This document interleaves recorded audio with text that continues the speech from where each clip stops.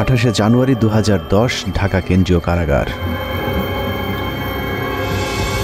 রাত 9:30 থেকে 11টা পর্যন্ত ঢাকা কেন্দ্রীয় কারাগারের আশপাশ ও কারাগারের অভ্যন্তরের সব বিদ্যুৎ একযোগে বন্ধ হয়ে যায়। বন্ধ হয়ে যায় বললে ভুল হবে, বন্ধ করে দেয়া হয়। 1.5 ঘন্টা ঢাকা কারাগারের মতো স্পর্শকাতর জায়গায় কেন বিদ্যুৎ বন্ধ করে রাখা হয়েছিল সেটা একটু পরে বলি। আগে বিদ্যুৎ আবার ফিরে আসার পর কারাগারের অবস্থা কেমন ছিল সেটা বর্ণনা করা যাক। ঢাকা কেন্দ্রীয় কারাগারে ওই দিন কয়েদিদের সবার ভেতরে এমনিতেই কিছুটা অস্থিরতা কাজ করছিল, কারণ তারা জানতো জেলখানায় সেদিন 5 জনের ফাঁসি কার্যকর হতে যাচ্ছে। আর যে 5 জনের ফাঁসি কার্যকর হতে যাচ্ছে তারা সকলেই ছিল অত্যন্ত বিনয়ী, কারাগারের সকলের প্রিয় মানুষ।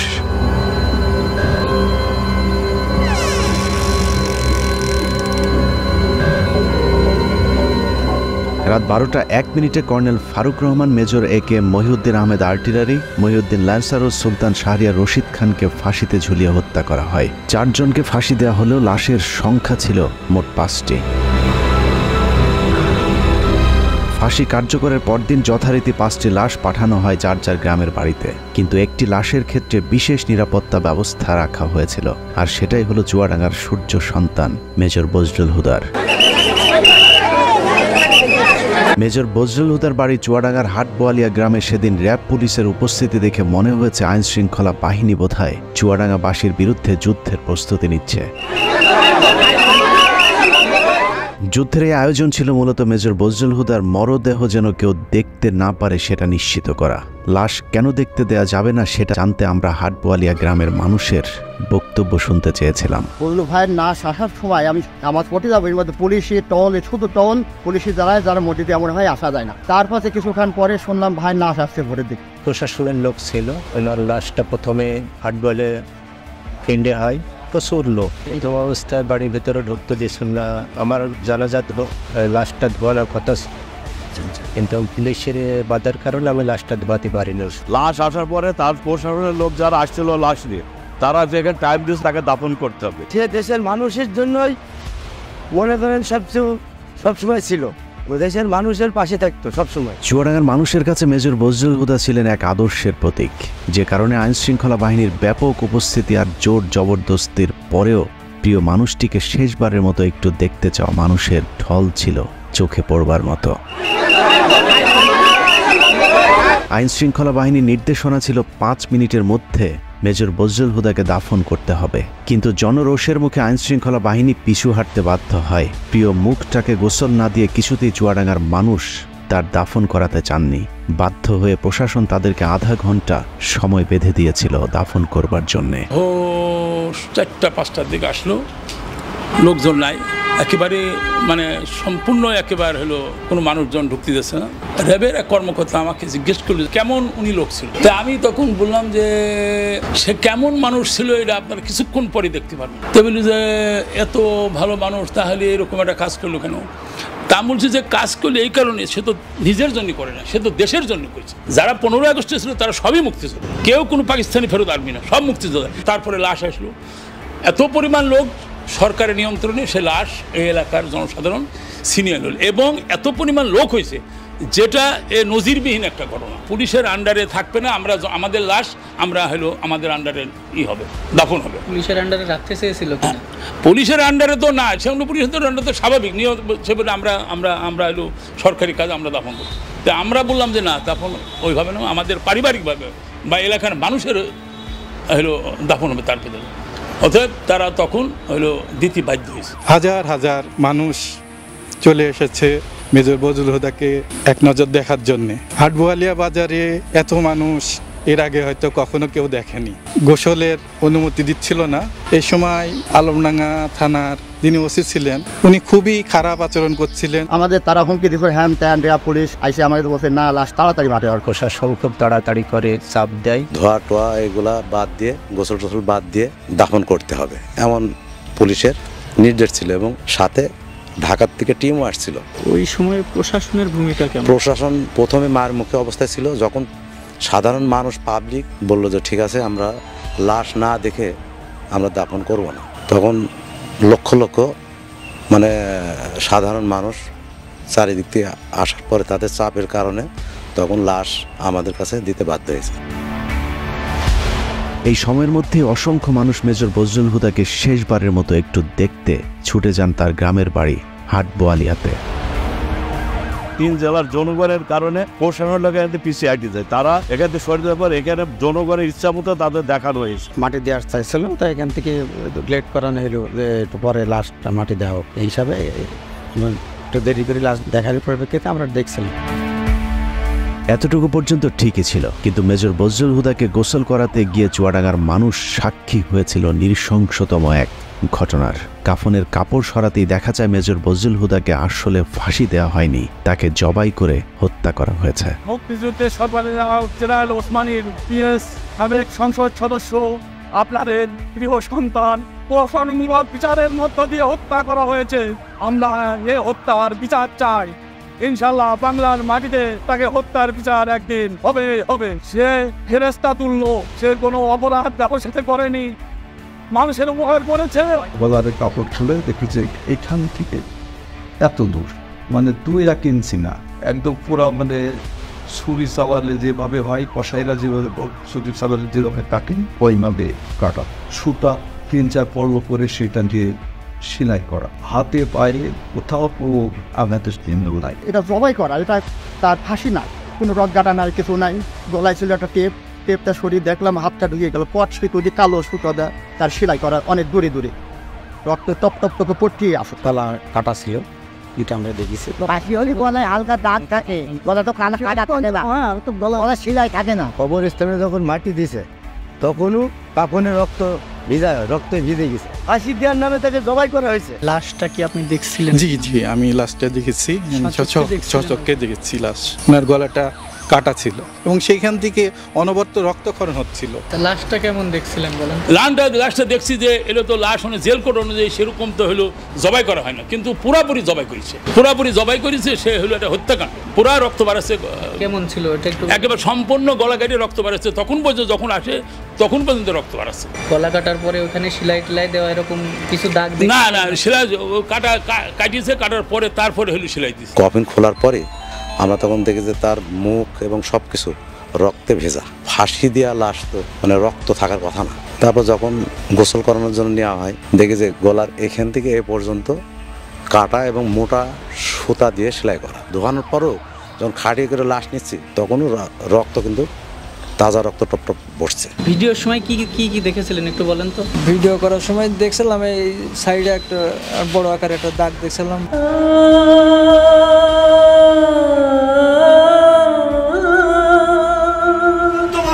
বুকে ব্যথা নিয়ে বেড়াচ্ছে আমার ভাইকে সিরিয়াল খুনি শেখ হাসিনা জেলখানায় ঢুকে নিজ হাতে জবাই করে হত্যা করেছিল।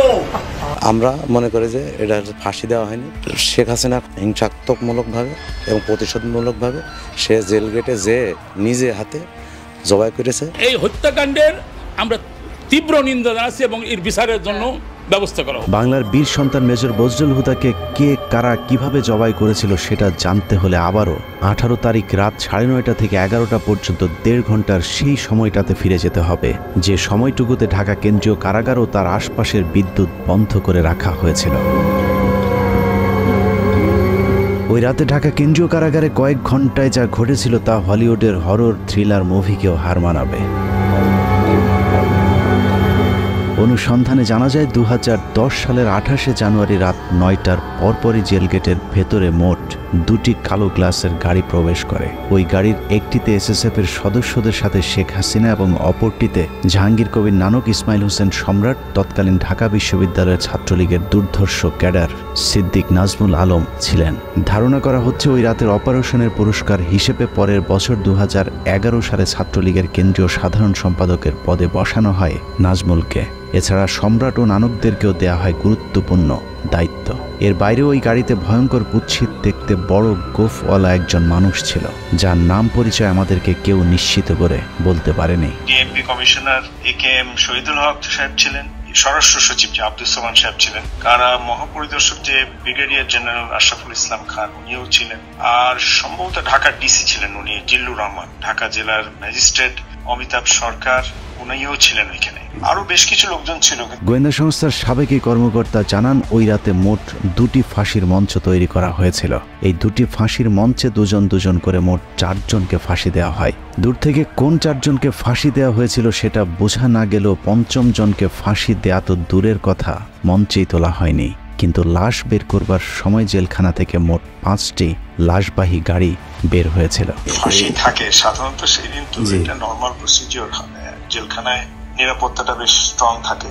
সেই দিনও যেটা আমাদের বেশ আলোচিত হয় জেলখানায়, ওই ফাঁসির মঞ্চের কাছে যে 4টা লাশ গাড়িতে উঠানো হয়, কিন্তু আরেকটা লাশ ঠিক প্রশাসনিক ভবনের ওখান থেকে নিয়ে গাড়িতে উঠানো হয়। এই ব্যাপারটা একটু অস্বাভাবিক। একই জায়গায় ছিল না। না, এটা তো আসলে 4টা যেটা লাশ প্রথমে উঠানো হলো, এটা তো ফাঁসির মঞ্চের কাছাকাছি, যেটা ন্যাচারাল। ওখানে ফাঁসির পরে ওখান থেকে লাশটা গাড়িতে উঠানো হয়। কিন্তু আরেকটা লাশ যেটা প্রশাসনিক ভবন থেকে বের করা হয়, এটাই হলো, এটার একটা ডিস্টেন্সের ব্যাপার আছে যে এখান থেকে কেন লাশ আসবে এবং কেনই বা এটা গাড়িতে উঠানো হবে, এটাই হলো প্রশ্ন। এই ব্যাপারটা নিয়ে পরের দিন বেশ আলাপ আলোচনা হয় জেলখানার ভিতরেও। ব্যাপারটা একটু অস্বাভাবিক। রাতে শেখ হাসিনার সাথে জেলখানার ভেতরে প্রবেশ করা খুনিরা সোজা চলে যায় প্রশাসনিক ভবনে, আর শেখ হাসিনা পুলিশ, র্যাব এবং স্বরাষ্ট্র মন্ত্রণালয়ের কর্মকর্তাদের সাথে দাঁড়িয়ে থেকে 4 জনের ফাঁসি নিজে প্রত্যক্ষ করেন। ধারণা করা হয় আসলেই তাদেরকে ফাঁসি দেওয়া হচ্ছে কিনা সেটা নিশ্চিত করতেই শেখ হাসিনা সেখানে উপস্থিত ছিলেন। ফাঁসি কার্যকর হবার পরপর শেখ হাসিনাও চলে যান প্রশাসনিক ভবনের ভেতরে। সেখান থেকে রাত 1টার কিছু আগে শেখ হাসিনা ও তার সাথে থাকা খুনিরা সেই একই পাজেরো গাড়িতে করে জেলখানা থেকে বের হন। কারাগারের অন্য আরেকটি সূত্র বজলুল হুদার পরিবারকে জানিয়েছিলেন, সেই রাতে বজলুল হুদাকে কারাগারের প্রশাসনিক ভবনের একটি কক্ষে জবাই করা হয়েছিল, যেখানে শেখ হাসিনা নিজে উপস্থিত ছিলেন এবং বজলুল হুদাকে জবাইয়ের আগে তার বুকের উপর পা চাপা দিয়ে রেখেছিলেন শেখ হাসিনা নিজে। সে রাতে শেখ হাসিনা সহ তার সাথে থাকা সব খুনির গায়ে রক্ত লেগেছিল, কিন্তু সম্রাটের গায়ে সাদা টি-শার্ট থাকায় সেটা অনেকের চোখেই পড়েছিল। ওই পরের দিন একটা বিষয় খুব আমাদের 2-1 জনের নজরে আসে যে প্রধানমন্ত্রী জাহাঙ্গীর কবির নানক, সম্রাট আর নাজমুল যখন প্রশাসনিক ভবন থেকে বাইরে আসে, তখন এই সম্রাটের গায়ে রক্তের দাগ ছিল। 2-1 জন এটা দেখতে পায়। এখন ব্যাপারটা হয়েছে যে এই ধরনের জিনিসগুলো তো আমরা গ্যারান্টি দিয়ে বলতে পারছি না, কিন্তু তখন ওই সময় যে সমস্ত লোকজন উপস্থিত ছিল, যে এখন তারা সবাই এখন বাংলাদেশে বেশিরভাগই আছেন, পুলিশের প্রশাসনের মধ্যেও আছেন, এই সমস্ত অফিসার বা লোকজন যারা উইটনেস ছিল, যারা সাক্ষী ছিল, তাদেরকে এখন ধরলেই এই জিনিসটা মোটামুটি তদন্তের আওতায় আনা যায়। এবং তাদের পরিবার যেটা অভিযোগ করে যে তাকে জবাই করে মারা হয়েছে, এবং এই যে অস্বাভাবিক অ্যাক্টিভিটিস গুলো যেগুলো জেলখানার মধ্যে দেখা গেছিল ফাঁসির সময়, ফাঁসির পরবর্তীতে, এটা পরিষ্কার তদন্তের মধ্যে বের করাটা খুবই সহজ। ঘটনার বর্ণনা শুনে অনেকের কাছেই হয়তো অসম্ভব, অবিশ্বাস্য এক গল্পের মতো মনে হচ্ছে। তবে আপনি যদি শেখ হাসিনার ব্যক্তিগত সহকারী মতিউর রহমান রেন্টুর আমার ফাঁসি চাই বইটি পড়ে থাকেন, তাহলে আপনার কাছে শেখ হাসিনার চরিত্রের সাথে আজকের ঘটনাটি হুবহু মিলে যাবে। মতিউর রহমান রেন্টুর তথ্য অনুযায়ী শেখ হাসিনা যেদিন মৃত্যুর খবর শুনতেন সেদিন স্বাভাবিক দিনের চেয়ে অনেক বেশি খেতেন। এই ঘর থেকে ওই ঘরে দৌড়ে পৈশাচিক এক উল্লাস করতেন তিনি। জাহানারা ইমাম যেদিন মারা যায় সেদিন শেখ হাসিনা বিছানার উপরে উঠে 2 হাত দিয়ে কাপড়ের 2 মাথা ধরে নাচছিলেন, কারণ তিনি জাহানারা ইমামকে তার প্রতিদ্বন্দ্বী মনে করতেন।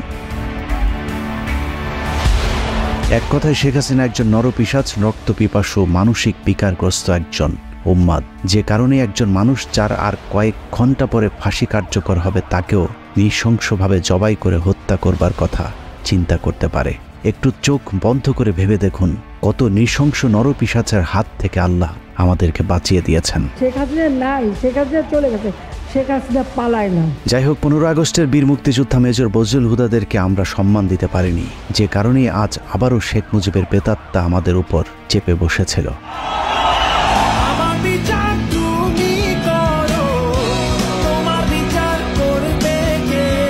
বাংলাদেশ বাংলাদেশের মানুষ 2024 সালে শিক্ষার্থীদের হাত ধরে যেভাবে দুর্বিষহ এক দুঃশাসনের কবল থেকে বেঁচে উঠেছে, ঠিক একইভাবে 1975 সালে major Dalim, colonel Rashid, colonel ফারুকার, মেজর বজলুল হুদারা এক অত্যাচারী মাদকাসক্ত বাকশালীর হাত থেকে 7 কোটি বাঙালিকে স্বাধীনতা এনে দিয়েছিল। শেখ হাসিনার দুঃশাসন আমরা চোখে দেখেছি, কিন্তু শেখ মুজিবেরটা আমাদের থেকে আড়াল করে রাখা হয়েছে বলেই আমাদেরকে এখনও তাকে বিতর্কের ঊর্ধ্বে রাখার কথা শুনতে হয়। কিন্তু বাস্তবে শেখ মুজিব তার পরিবার আর দলের লোকজন ছাড়া অন্য সবাইকে তার কৃতদাসে পরিণত করেছিল। শেখ মুজিবের সময় কতটা অরাজক পরিস্থিতি ছিল তা মেজর বজলুল হুদার উইকিপিডিয়ার কয়েকটি লাইন পড়লেই পরিষ্কার হয়ে যাবে। মেজর বজলুল হুদা মেজর ডালিম আর তার স্ত্রী একটি বিয়ের অনুষ্ঠানে গিয়েছিলেন। সেখানে শেখ কামাল আর তার বখাটে বন্ধুরাও উপস্থিত ছিলেন। এদের মধ্যে সবচেয়ে উচ্ছৃঙ্খল ছিল গাজী গোলাম মোস্তফার ছেলে। গাজী গোলাম মোস্তফা ছিলেন শেখ মুজিবের সবচেয়ে আস্থাভাজন এবং ঢাকা মহানগর আওয়ামী লীগের সভাপতি। অত্যন্ত অসৎ প্রকৃতির এই লোকটিকে শেখ মুজিব রেড ক্রিসেন্টের চেয়ারম্যানের পদেও বসিয়েছিলেন, যিনি গরিব মানুষের চাল, তেল, কম্বল চুরি করে শেখ মুজিবের সাথে ভাগাভাগি করতেন। ক্ষমতার দাপটে বিয়ের অনুষ্ঠানে আসা মেজর ডালিমের স্ত্রীকে অসম্মান করার সাহস দেখিয়েছিল শেখ কামালের বন্ধুরা। এ সময় মেজর ডালিম ও বজলুল হুদার সাথে শেখ কামাল বাহিনীর ধস্তাধস্তির এক পর্যায়ে তারা মেজর ডালিম ও তার স্ত্রীকে তুলে নিয়ে যায়। তাদের খোঁজে একদল সেনাবাহিনী গোলাম মোস্তফার বাসায় অভিযান চালালে শেখ মুজিব তার পুত্র শেখ কামালের বখাটে বাহিনীর কোনো বিচার না করে উল্টো মেজর ডালিম ও বজলুল হুদার সেনাবাহিনী থেকে কমিশন বাতিল করে দেন। এভাবেই পুরো দেশটাকে বর্তমান শেখ হাসিনার মতোই পারিবারিক সম্পত্তিতে পরিণত করেছিলেন Sheikh Mujibur Rahman. Sheikh Mujibur Rahman not deal with the political movement in a democratic way. He was virtually controlling the public. But he could not face the criticism. Mujib ক্ষমতায় টিকে থাকার জন্য হাজার হাজার রাজনৈতিক কর্মীকে হত্যা করে, আর রক্ষী বাহিনীকে দিয়ে উনি উনার রাষ্ট্র ক্ষমতা টিকিয়ে রাখা দলের শাসন কায়েম করার চেষ্টা করলেন। এসব কারণে 2024 সালের মতো 1975-এর 15ই আগস্টে বাংলাদেশ সেনাবাহিনীর পাশাপাশি ছাত্র, শিক্ষক, পুলিশ সহ সর্বস্তরের মানুষ আনন্দ উল্লাস করেছিলেন। This is how Dhaka looks today. The same tanks on the streets, soldiers still on guard, and yet it is almost as if nothing had happened. There was no rioting, almost no reaction to Sheikh Mujib's murder. Sheikh হাসিনাকে যেভাবে কুকুরের মতো পালিয়ে যেতে হয়েছে, কেউ তার রক্ষায় এগিয়ে আসেনি, ঠিক একইভাবে শেখ মুজিবের লাশ ধানমন্ডি 32 নম্বরে পড়েছিল। কেউ শেখ মুজিবকে একটু দেখতেও আসেনি। কেউ কোনো পদক্ষেপ নিল না। ওই লাশ পড়ে থাকলো 32 নম্বরে। কেন? এত বড় সংগঠন, এত নেতা কোথায় ছিল? জানা যায় লোকজন ডেকে পাওয়া যায়নি। 570 সাবানা রিলিফের কাপড়ে দাফন করা হয়েছিল বাকশাল মুজিবকে। আবার কি এক টুকরো কাফনের কাপড়ও নিয়ে যাননি, কাপড়ের পাড় ছিঁড়ে তারপর সেই কাফন দেওয়া হয়েছিল। অন্যদিকে মেজর বজলুল হুদাদের জানা যায় পুলিশ দিয়েও মানুষের বাঁধ ভাঙা জোয়ার আটকে রাখা যায়নি। মানুষের চাপে আধা ঘন্টার মধ্যে দুবার জানাজার নামাজ পড়ানো হয়েছিল। ওখানে যারা জানাজায় অংশগ্রহণ করতে পারেনি, দ্বিতীয় জানাজা নগরবালা ঈদগাহ মাঠে লক্ষ লক্ষ জনগণ সবাই লাইন ধরে দেখছে, দেখার পরে এখানে তাকে দাফন করা হয়েছে। মেজর ডালিম হুদাদের জন্ম আছে, মৃত্যু নেই। মরণের মধ্য দিয়ে তারা অমর হয়ে আজীবন বেঁচে থাকবে এদেশের মানুষের হৃদয়ে। ভাইয়ের কথা বলে শেষ করতে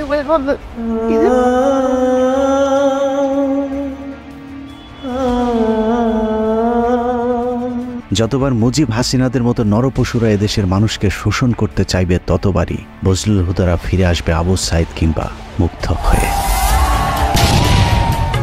আমরা তোমাদের ভুলব না। আল্লাহ হাফেজ।